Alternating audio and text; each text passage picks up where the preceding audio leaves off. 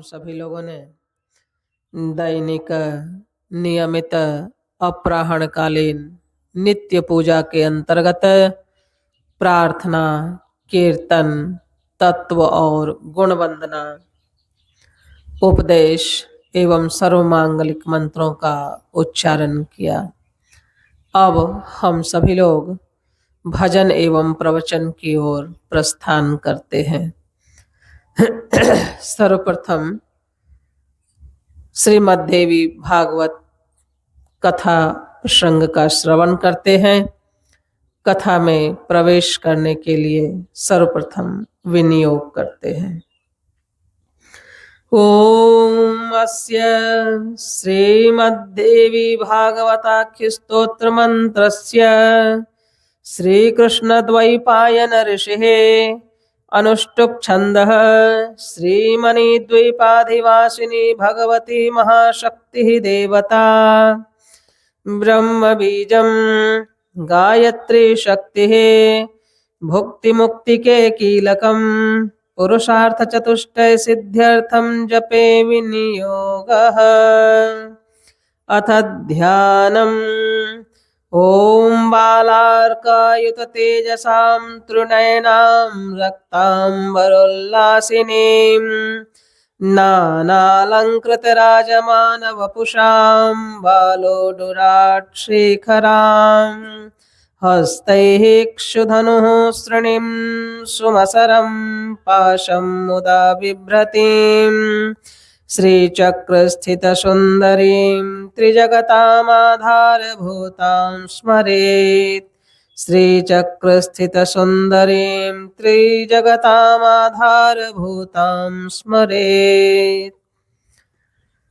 अथ मंगलाचरणम्। ओम सर्वमंगलमंगल्ये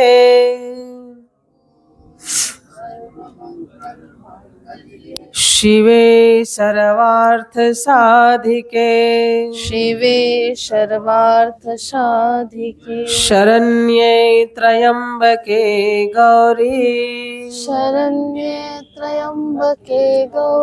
नारायणी नमोस्तुते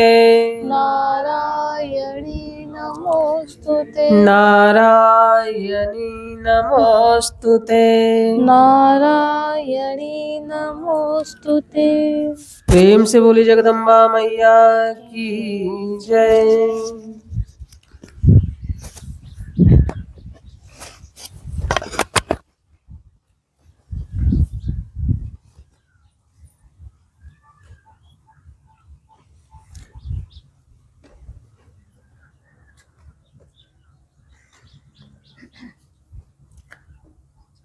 पूर्व के सत्र में हम सभी लोगों ने यह श्रवण किया कि भगवान वरुण देव के आशीर्वाद से राजा हरिश्चंद्र को पुत्र की प्राप्ति हुई।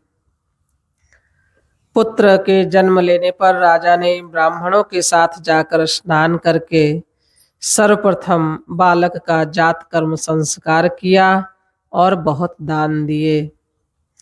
पुत्र का जन्म होने से राजा को परम प्रसन्नता हुई। उस समय उन्होंने धन धान्य से युक्त होकर परम उदारता पूर्वक अनेक प्रकार के विशिष्ट दान दिए और गीत वाद्यों के साथ महोत्सव मनाया। चूंकि वरुण देवता ने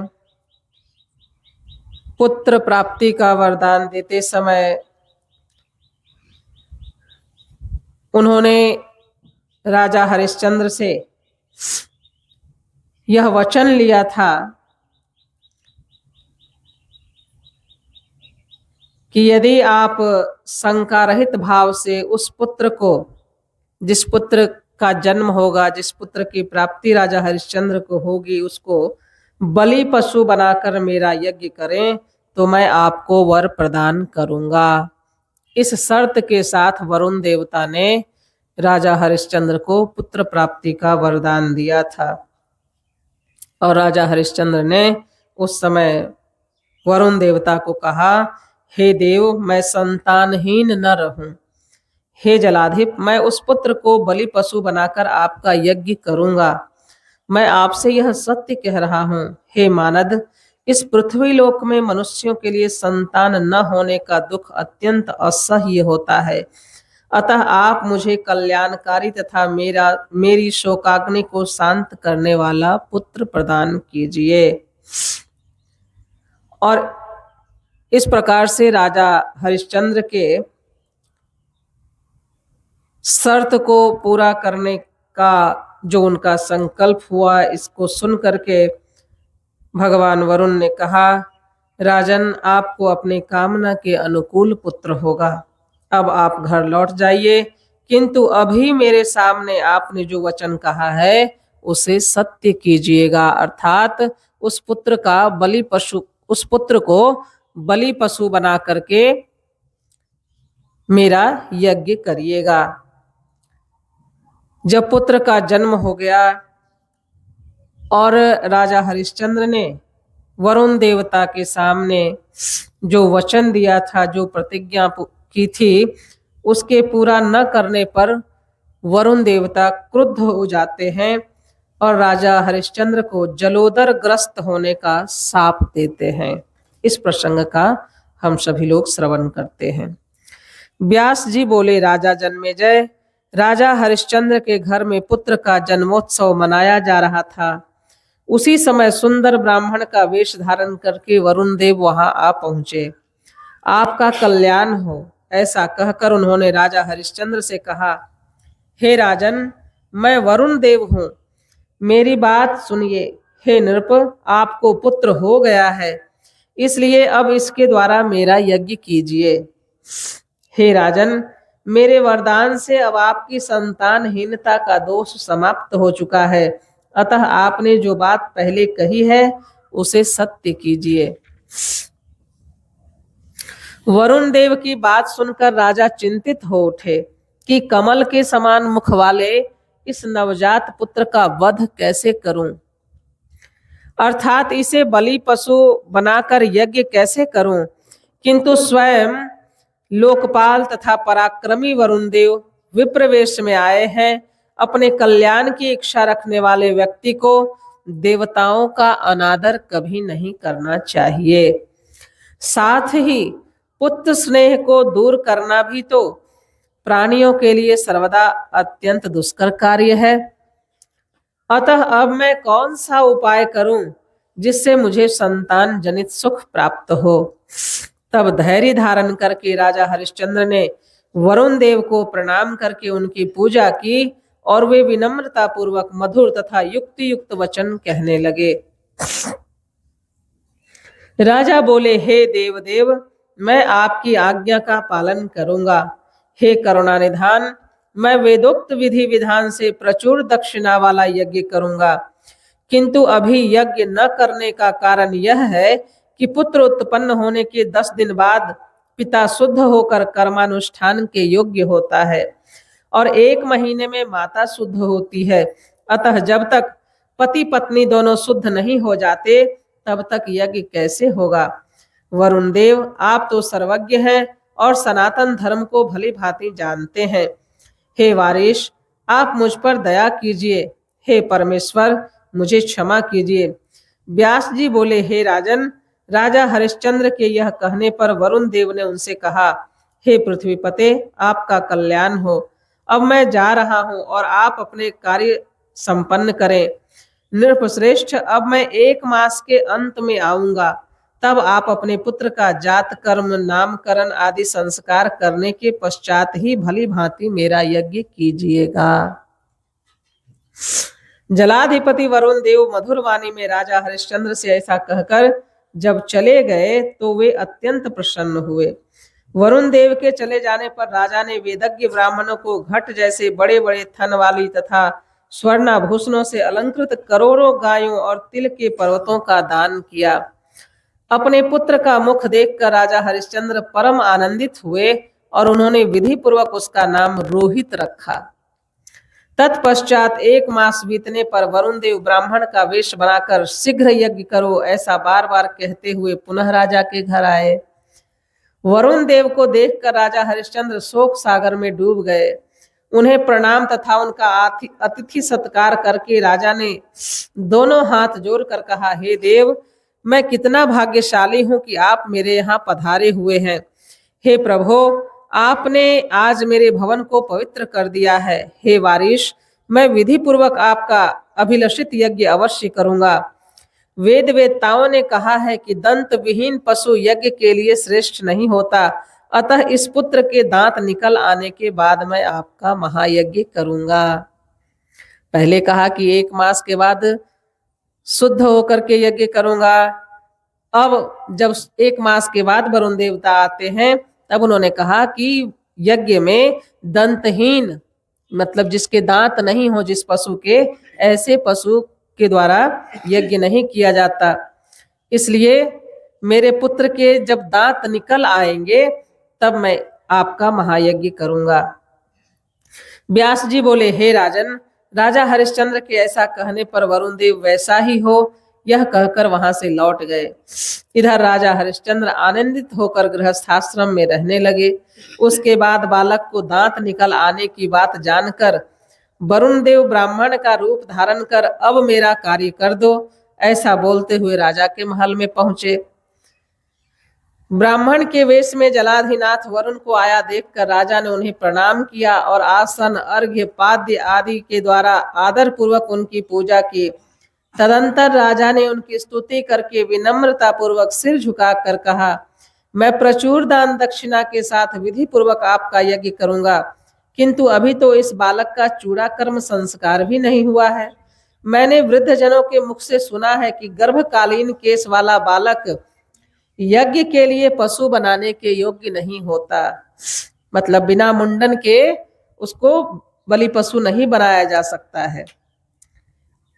हे जलेश्वर, आप सनातन विधि तो जानते ही हैं, अतः चूड़ाकरण तक की अवधि के लिए मुझे क्षमा कीजिए।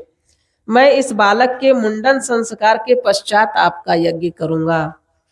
अब तीसरी बार वरुण देवता कहते हैं, तब राजा का यह वचन सुनकर वरुण देव ने उनसे कहा, हे राजन, आप बार बार यही कहते हुए मुझे धोखा दे रहे हैं। हे राजन, इस समय आपके पास यज्ञ की संपूर्ण सामग्री तो विद्यमान है, किंतु पुत्र स्नेह में बंधे होने के कारण आप मुझे इस बार भी धोखा दे रहे हैं। अब इसका मुंडन संस्कार हो जाने के बाद भी यदि आप यज्ञ नहीं करेंगे तो मैं कोपाविष्ट होकर आपको भीषण शाप दे दूंगा।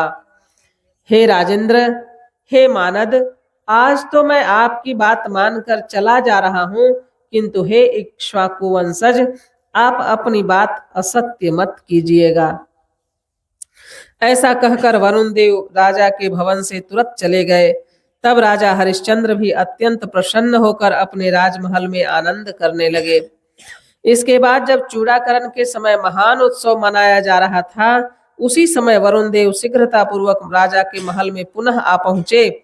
महारानी सैव्या पुत्र को अपनी गोद में लेकर राजा के पास में बैठी थीं और ज्यों ही मुंडन का कार्य आरंभ हुआ, उसी समय साक्षात अग्नि के समान तेज वाले विप्र रूपधारी श्रीमान वरुण देव यज्ञ कर्म करो, ऐसा स्पष्ट वचन बोलते हुए राजा के समीप पहुंच गए। उन्हें देखकर राजा हरिश्चंद्र बहुत व्याकुल हो गए। राजा ने डरते हुए उन्हें नमस्कार किया और वे दोनों हाथ जोड़कर उनके आगे खड़े हो गए। तत्पश्चात वरुण देव की विधि पूर्वक पूजा करके विनयशील राजा हरिश्चंद्र ने उनसे कहा, हे स्वामिन, मैं आज ही विधि पूर्वक आपका यज्ञ कार्य करूंगा, किंतु हे विभो, इस संबंध में मुझे आपसे कुछ कहना है। आप एकाग्रचित्त होकर उसे सुने। हे स्वामिन, मैं आपके समक्ष उसे अब कह रहा हूं, यदि आप उचित समझें तो स्वीकार कर लें।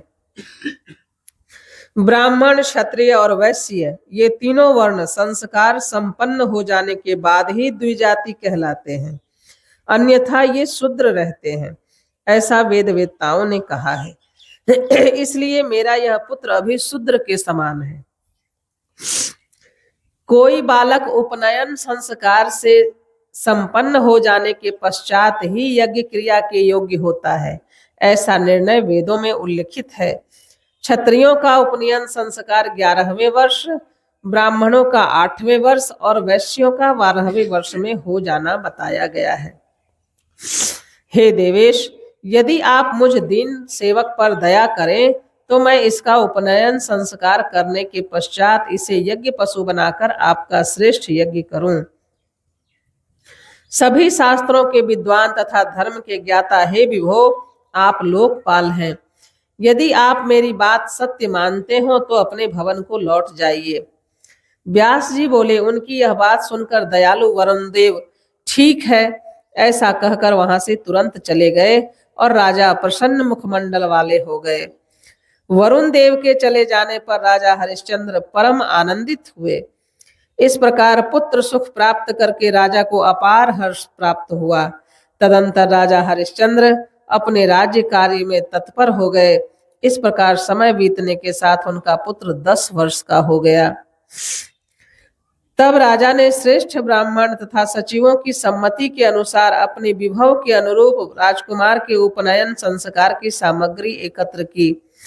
पुत्र का 11वां वर्ष लगते ही राजा ने व्रतबंध के विधान के अनुसार विधिवत कार्य आरंभ किया, किंतु उनके मन में चिंता के कारण बड़ी उद्विग्नता थी। जब राजकुमार का यज्ञोपवीत हो गया तथा इससे संबंधित अन्य कार्य हो रहे थे, उसी समय वरुण देव ब्राह्मण का वेश धारण करके वहां आ पहुंचे। उन्हें देखते ही राजा हरिश्चंद्र तुरंत प्रणाम करके उनके सामने खड़े हो गए और दोनों हाथ जोड़कर प्रसन्नता पूर्वक सुरश्रेष्ठ वरुण देव से बोले, हे देव, अब यज्ञोपवीत हो जाने के बाद मेरा पुत्र यज्ञ पशु के योग्य हो गया है और अब आपकी कृपा से मेरा निसंतान रहने से होने वाली लोक निंदा से उत्पन्न शोक भी दूर हो चुका है। अब मैं चाहता हूं कि प्रचुर दक्षिणा वाला आपका श्रेष्ठ यज्ञ उपयुक्त अवसर पर कर डालूं। हे धर्मज्ञ, आज मैं आपसे सत्य बात कह रहा हूं, उसे सुन लीजिए। इस बालक के समावर्तन संस्कार के पश्चात मैं आपका अभिलषित यज्ञ करूंगा। मेरे ऊपर दया करके आप तब तक के लिए मुझे क्षमा करें। वरुण बोले, हे राजन, हे महामते, अत्यधिक पुत्र प्रेम में बंधे होने के कारण आप बार बार कोई न कोई युक्ति संगत बुद्धि का प्रयोग करके मुझे धोखा देते चले आ रहे हैं। हे महाराज, आपकी बात मानकर आज तो मैं बिना कुछ कहे चला जा रहा हूं, किंतु समावर्तन कर्म के समय पुनः आऊंगा। हे राजा जन्मेजय, राजा हरिश्चंद्र से यह कहकर तथा उनसे विदा लेकर वरुण देव चले गए और राजा हर्षित होकर आगे का काम करने लगे। परम प्रतिभा संपन्न राजकुमार रोहित बार बार वरुण देव को आते देखकर और यज्ञ संबंधी प्रतिज्ञा जानकर चिंतित हो उठे। उन्होंने राजा के शोक का कारण इधर उधर लोगों से पूछा। हे आयुष्मान जन्मेजय, वरुण देव के यज्ञ में होने वाले अपने वध की बात जानकर राजकुमार ने भाग जाने का निश्चय किया। तदंतर मंत्री कुमारों से परामर्श करने के बाद दृढ़ निश्चय करके उस नगर से निकलकर वे वन की ओर चल पड़े। पुत्र के चले जाने पर राजा बहुत दुखी हुए और उन्होंने राजकुमार को खोजने के उद्देश्य से अपने दूतों को भेजा। इस प्रकार कुछ समय बीतने के पश्चात वे वरुण देव शोक संतप्त राजा से मेरा यज्ञ करो ऐसा बोलते हुए उनके घर पहुंचे। राजा ने उन्हें प्रणाम करके कहा, हे देवदेव, अब मैं क्या करूं? भय से व्याकुल होकर मेरा पुत्र न जाने कहां चला गया है।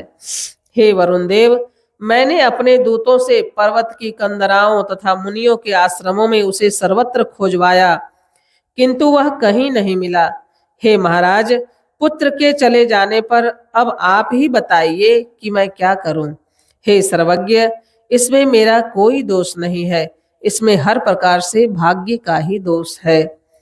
व्यास जी बोले, हे जन्मेजय, राजा की यह बात सुनकर वरुण देव अत्यंत कुपित हुए। राजा के द्वारा बार बार धोखा दिए जाने के कारण उन्होंने क्रोध पूर्वक शाप दे दिया। हे राजन, आपने तरह तरह की बातों से मुझे सदा धोखा दिया है, इसलिए अत्यंत भयंकर जलोदर रोग आपको पीड़ित करे। व्यास जी बोले, हे राजन, तब वरुण देव के कुपित होकर इस प्रकार का शाप देने से राजा हरिश्चंद्र कष्टदायक जलोदर रोग से ग्रस्त हो गए। इस प्रकार राजा को शाप देकर पाश धारण करने वाले वरुण देव अपने लोक को चले गए और राजा हरिश्चंद्र उस महाव्याधि से ग्रस्त होकर महान कष्ट में पड़ गए। इस प्रकार से राजा हरिश्चंद्र ने अपनी प्रतिज्ञा को पूरा न कर पाने के कारण से वरुण देवता के श्राप को प्राप्त किया और उस शाप के कारण से राजा हरिश्चंद्र भयंकर जलोदर रोग से ग्रस्त हो गए। कथा को यहीं पर विराम देते हैं। शेष कथा का श्रवण अगले सत्र में करते हैं। प्रेम से बोलिए जगदम्बा मैया की जय।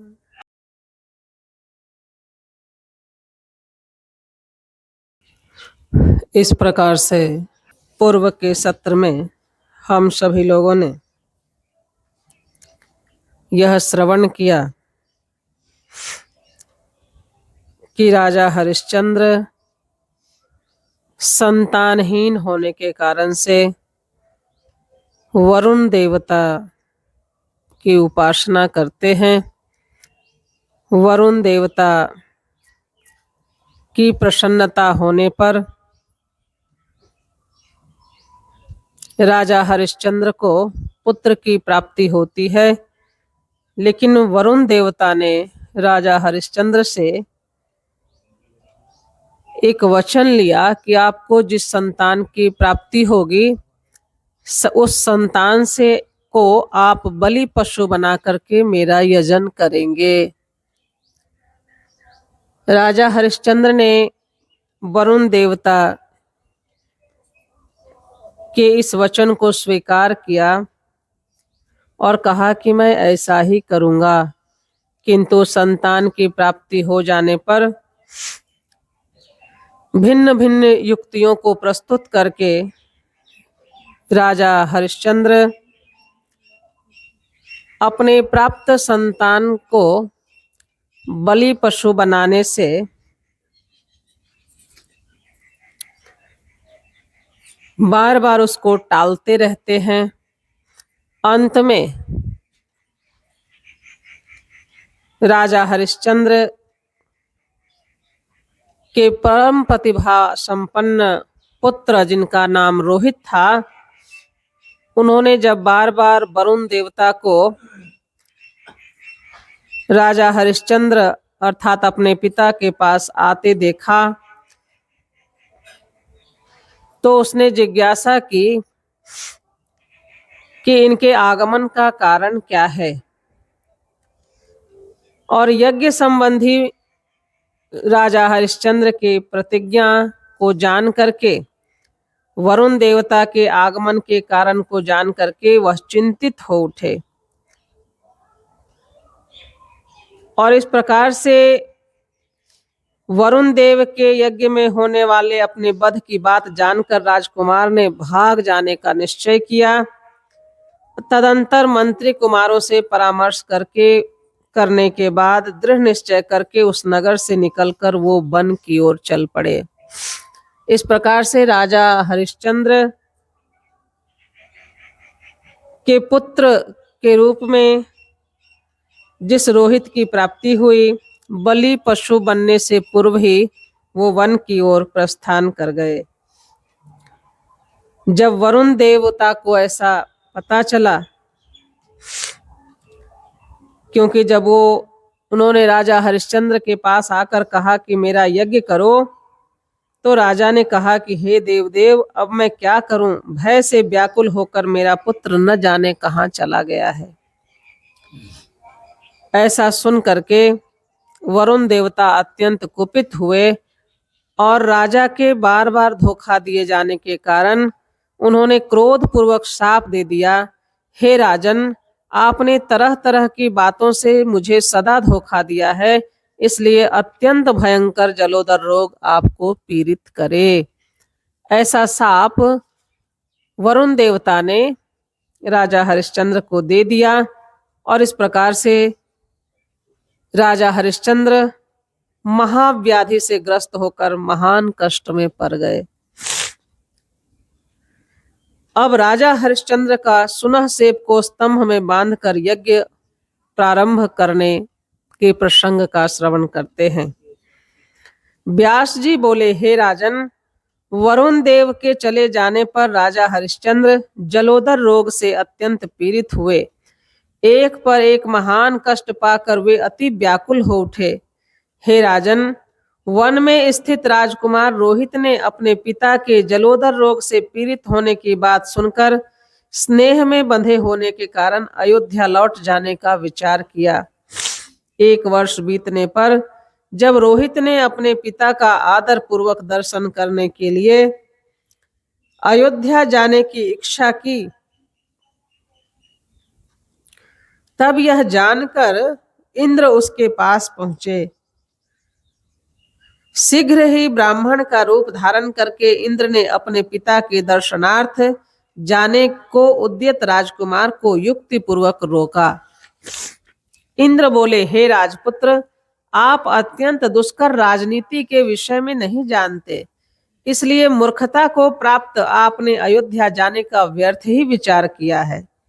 हे महाभाग, आपके वहां जाने पर आपके पिता वेदों के पारगामी ब्राह्मणों के द्वारा कराए गए यज्ञ में प्रज्वलित अग्नि में आपकी आहुति दे देंगे।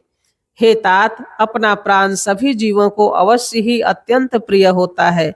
उसी की रक्षा के लिए पुत्र, स्त्री और धन आदि प्रिय लगते हैं। अपने शरीर की रक्षा के निमित्त आप जैसे प्रिय पुत्र का अग्नि में हवन करवाकर वे रोग से मुक्त हो जाएंगे। अतएव हे राजपुत्र, इस समय आपको पिता के घर नहीं जाना चाहिए। पिता के मर जाने पर ही राज्य करने के लिए आप वहां जाएं। हे राजन, इस प्रकार इंद्र के मना कर देने पर राजकुमार रोहित उस वन में 1 वर्ष तक रुके रह गए।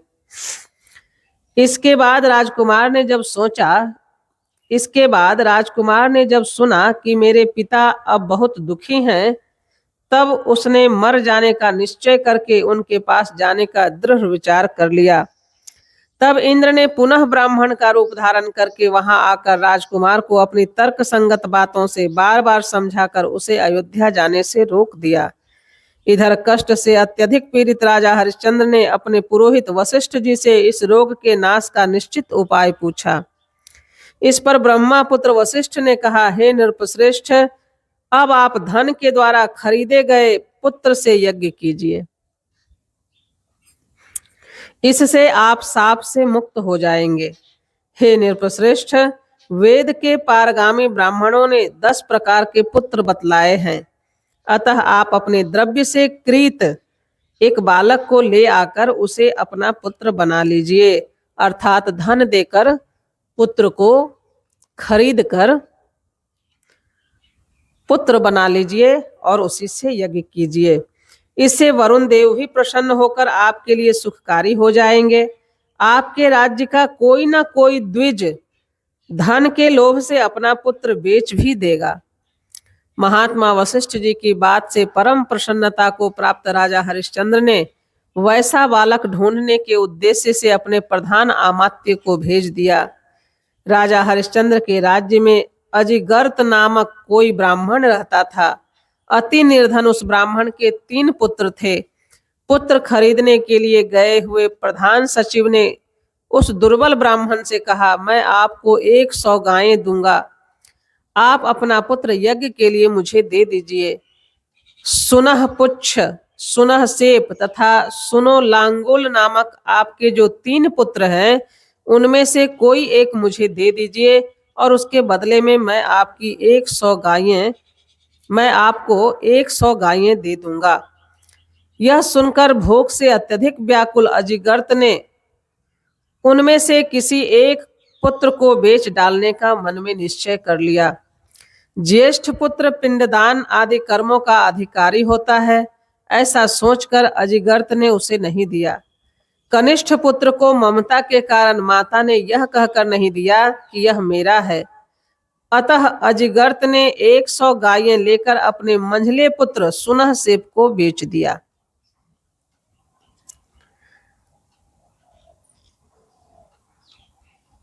हमारी लोक परंपरा में शायद इन्हीं सारे आख्यानों के कारण से, इतिहास होने के कारण से कहा जाता है कि जो मंझला पुत्र होता है वो अधिक होता है। बड़े पुत्र को पिता ने पिंडदान का उत्तराधिकारी समझ करके नहीं बेचा। छोटे पुत्र पर माँ की ममता थी इसलिए वह नहीं बेचा गया। बेचा गया कौन सा पुत्र? बीच वाले पुत्र को उन्होंने बेच दिया। तब मंत्री उसे राजा के पास ले गए और राजा ने उसे यज्ञ में बलि पशु बनाया। यज्ञ स्तंभ में वध के निमित्त बांधे गए उस बालक को रोते हुए, दुखित, दीन, भय के मारे थर थर कांपते हुए तथा अत्यधिक व्याकुल देखकर उस समय ऋषिगण भी चिल्ला उठे। तभी राजा हरिश्चंद्र ने नरमेध यज्ञ में वध करने के लिए उस बालक को पशु रूप से सामित्र अर्थात वधकर्ता को सौंप दिया, किंतु उसने आलंबन के लिए उस पर शस्त्र नहीं चलाया। उस समय उसने यह भी कहा, मैं दुखित तथा करुण स्वर से बहुत विलाप करते हुए इस ब्राह्मण पुत्र को धन के लोभ में आकर नहीं मारूंगा। ऐसा कहकर वह उस घृणित कर्म से विरत हो गया। तब राजा हरिश्चंद्र ने सभासदों से पूछा, हे विप्रगण, अब क्या किया जाए? उसी समय सुनहसेप के बड़े विचित्र ढंग से करुण क्रंदन करने पर सभा में चीखती चिल्लाती जनता के बीच हाहाकार मच गया। तभी अजिगर्त उठकर उन नृपश्रेष्ठ से बोला, हे राजन, आप निश्चिंत रहें, मैं स्वयं आपका यह कार्य करूंगा। उस वधकर्ता को दिए जाने वाले धन से दूना धन मुझे दीजिए, तो मैं इस बलि पशु का वध अवश्य कर दूंगा। उसके पिता ने कहा कि जो वध करने वाला है उसको आप जितना धन दे रहे थे वध करने के लिए, उससे दुगना धन आप मुझे दीजिए और मैं इसका वध कर दूंगा। धन लोलुप होने के कारण मैं आज आपका यज्ञ कार्य निश्चित रूप से पूर्ण कर दूंगा। जो दुखी है अथवा धन का लोभी है, उसके गुणों में भी दोष आ जाते हैं। व्यास जी बोले, हे राजन, अजिगर्त की यह बात सुनकर राजा हरिश्चंद्र बहुत प्रसन्न हुए और उससे बोले कि मैं अभी 100 श्रेष्ठ गायें आपको दूंगा। उनकी यह बात सुनकर अजिगर्त अपने पुत्र सुनहसेप का वध करने को तैयार हो गया। लोभ के कारण उद्विग्न चित्त वाले अजिगर्त ने सामिता बनने का पूर्ण निश्चय कर लिया। उसे हथियार उठाकर अपने पुत्र को मारने हेतु उद्यत देखकर वहां उपस्थित सभासदगण तथा सारी जनता दुख से विकल होकर चीखने चिल्लाने लगी तथा हाय हाय करते हुए कहने लगी कि ब्राह्मण के रूप में यह पिशाच महापापी तथा क्रूर कर्म करने वाला है। यह अपने कुल को कलंकित करता हुआ स्वयं अपने ही पुत्र का वध करने के लिए उद्यत है। हे चांडाल, तुम्हें धिक्कार है। तुमने यह पाप कर्म करने की इच्छा क्योंकि पुत्र का वध करने के बाद धन प्राप्त करके तुम कौन सा सुख पा जाओगे? वेदों में कहा गया है कि पुत्र रूप में अपनी आत्मा ही शरीर से जन्म लेती है। इसलिए हे पाप बुद्धि, तुम अपनी ही आत्मा का वध किस लिए करना चाहते हो? यज्ञ स्थल में इस प्रकार का कोलाहल होने पर विश्वामित्र जी दयार्द हो गए और वे राजा हरिश्चंद्र के पास जाकर उनसे कहने लगे। विश्वामित्र बोले, हे राजन, अत्यधिक दुखित होकर करुण क्रंदन करते हुए इस सुनहसेप को आप पास मुक्त कर दीजिए। ऐसा करने से एक तो यज्ञ पूरा होगा और आपका रोग भी दूर हो जाएगा। दया के समान कोई पुण्य नहीं है और हिंसा के समान कोई पाप नहीं है। यज्ञों में हिंसा करने का जो विधिवाद बना, उसका उद्देश्य जिह्वा लोलुपों के जिह्वा स्वाद की पूर्ति के माध्यम से उनमें यज्ञ करने की प्रवृत्ति बढ़ाना है, किंतु यथासंभव हिंसा से विरत रहना ही शास्त्र का आशय है। हे महाराज, सब प्रकार से अपना कल्याण चाहने वाले व्यक्ति को अपने शरीर की रक्षा के लिए दूसरे के शरीर को विनष्ट नहीं करना चाहिए। जो सभी प्राणियों के प्रति दया भाव रखता है, जो कुछ भी प्राप्त हो जाए उसी से संतोष करता और अपनी इंद्रियों को वश में रखता है, उसके ऊपर जगतपति भगवान श्री विष्णु शीघ्र प्रसन्न हो जाते हैं। हे नृपश्रेष्ठ, सभी प्राणियों में आत्मभाव का चिंतन करना चाहिए। जिस प्रकार अपने को देह प्रिय होती है, उसी प्रकार सभी जीवों को अपना शरीर प्रिय होता है। आप इस सुनहसेप द्विज का वध करके शरीर को रोग मुक्त करके सुख प्राप्त करना चाहते हैं, तो यह बालक सुख के आश्रय स्वरूप अपने देह को क्यों नहीं बचाना चाहेगा। हे नृप, इसके साथ आपका पूर्व जन्म का कोई वैर नहीं है, जो कि आप इस निरपराध द्विज पुत्र का वध करने के इच्छुक हैं। जो व्यक्ति सदा अपनी कामना की पूर्ति के लिए बिना बैर भाव के ही किसी प्राणी का वध करता है, दूसरी योनि में जन्म लेकर वही जीव अपने संहर्ता का वध करता है। इस बालक का पिता अत्यंत दुष्टात्मा, दुर्बुद्धि तथा पापाचारी है, जिसने धन के लोभ में अपने ही पुत्र को आपके हाथों बेच डाला। लोगों को यह इच्छा रखनी चाहिए कि मेरे बहुत से पुत्र हों, जिससे उनमें से कोई एक भी पुत्र गया तीर्थ जाए, अश्वमेध यज्ञ करे अथवा नील वृषभ छोड़े।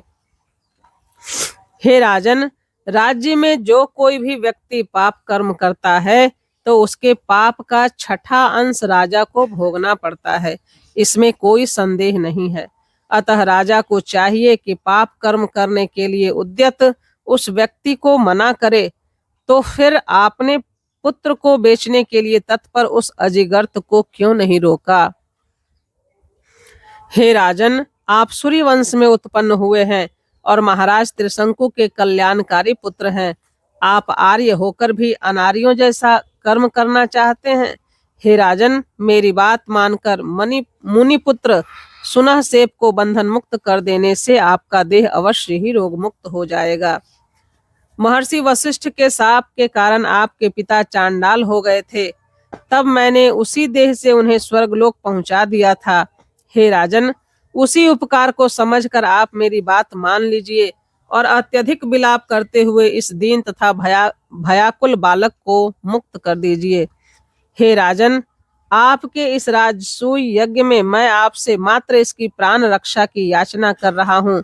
क्या आप प्रार्थना भंग से होने वाले दोष के विषय में नहीं जानते। हे नृपश्रेष्ठ, इस राजसूय यज्ञ में प्रार्थी को उसकी कामना के अनुकूल वस्तु दी जानी चाहिए। यदि आप ऐसा नहीं करेंगे तो आपको पाप ही लगेगा, इसमें संदेह नहीं है। व्यास जी बोले, हे राजा जन्मेजय, विश्वामित्र की यह बात सुनकर राजाओं में श्रेष्ठ हरिश्चंद्र ने मुनिवर विश्वामित्र से कहा, गाधिपुत्र मुने, मैं जलोदर रोग से बहुत पीड़ित हूँ, इसलिए इस बालक को नहीं छोड़ सकता। हे कौशिक, इसके अतिरिक्त आप दूसरी वस्तु मांग लीजिए और मेरे इस कार्य में किसी तरह की बाधा मत उत्पन्न कीजिए। राजा हरिश्चंद्र की यह बात सुनकर तथा दुखित ब्राह्मण पुत्र सुनहसेप को देखकर मुनि विश्वामित्र अत्यधिक कुपित हो उठे। व्यास जी बोले, अत्यंत दुखित तथा करुण क्रंदन करते हुए बालक सुनहसेप को देखकर महर्षि विश्वामित्र को बड़ी दया आई और वे उसके पास जाकर यह बोले, हे पुत्र, मैं तुम्हें वरुण देव का मंत्र बतला रहा हूँ। तुम मन में उनका स्मरण करते हुए इस मंत्र का जप करो। मेरी आज्ञा से इसका जप करने से तुम्हारा कल्याण अवश्य होगा। दुख से अत्यंत व्यग्र सुनहसेप मुनि विश्वामित्र की बात सुनकर उनके द्वारा बताए गए स्पष्ट अक्षरों वाले उस मंत्र का मन ही मन जप करने लगा। हे राजन, सुनहसेप के जप करते ही कृपा निधान वरुण देव उस बालक पर प्रसन्न होकर शीघ्र ही प्रकट हो गए। इस प्रकार वहां प्रकट हुए वरुण देव को देखकर सभी लोग अत्यंत आश्चर्य में पड़ गए। उनके दर्शन से आनंदित होकर वे सब उनकी स्तुति करने लगे। जलोदर रोग से पीड़ित राजा हरिश्चंद्र अतीव विस्मित होकर उनके चरणों में प्रणाम करने लगे और दोनों हाथ जोड़कर वे अपने सम्मुख स्थित वरुण देव की स्तुति करने लगे। हरिश्चंद्र बोले, हे देवदेव, हे कृपा सागर, आप परमेश्वर ने यहाँ आकर मुझ पापात्मा, अत्यंत मंदबुद्धि, अपराधी तथा भाग्यहीन को आज पवित्र कर दिया है। मैं पुत्र के अभाव में दुखित था और आपकी कृपा से पुत्र होने पर आपकी अवहेलना की, अतः आप प्रभु मेरे द्वारा किए गए अपराध को क्षमा कर दें, क्योंकि भ्रष्ट बुद्धि वाले का दोष ही क्या। हे देवदेव, व्यक्ति को अपना दोष का ज्ञान नहीं रहता, इसलिए पुत्र पाने का स्वार्थी मैं अपना दोष नहीं देख सका और हे विभो, नरक में पड़ने के भय से आपको धोखा देता रहा। पुत्रहीन व्यक्ति की गति नहीं होती और उसे स्वर्ग नहीं मिलता। इस शास्त्र वचन से मैं डर गया था, इसलिए मैंने आपकी अवहेलना की।